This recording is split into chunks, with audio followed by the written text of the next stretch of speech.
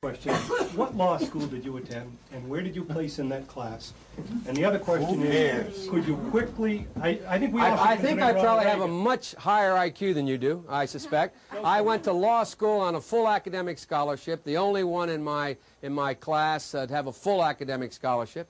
In the first year in law school, I decided I didn't want to be in law school and ended up in the bottom two-thirds of my class, and then decided I wanted to stay, went back to law school, and in fact ended up in the top half of my class. I won the international moot court competition. I was the outstanding student in the political science department at the end of my year. I graduated with 3 degrees from undergraduate school and 165 credits, only need 123 credits, and I'd be delighted to sit down and compare my IQ to yours if you'd like, Frank. If I could say one thing, I think just in my own, I'm not questioning your IQ at all.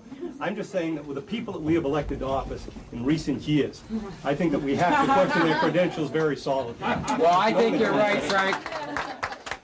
But you know what I find kind of interesting? It seems to me if you can speak, you're at a liability in the Democratic Party anymore. It seems to me you've all become heartless technocrats. It seems to me that you forget that what happens is we have never as a party moved this nation by 14-point position papers and 9-point programs.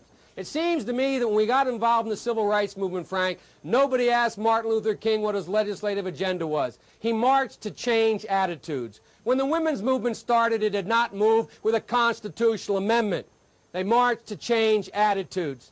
And this party better understand full well that it's about time we change our attitude and we begin to change the attitudes of Americans about what their responsibilities are to the poor, about what their responsibilities are to other people, and about what our responsibility in the world is. And that requires changing attitudes.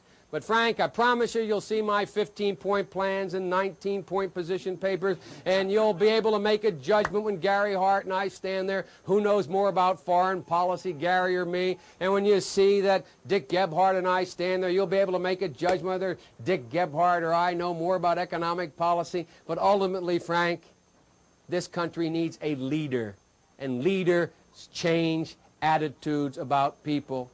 And it's the ironic twist that in the wake of Ronald Reagan, that the only one thing he knew how to do was the one thing that is now being the currency of which is in fact being devalued so much. But anyway,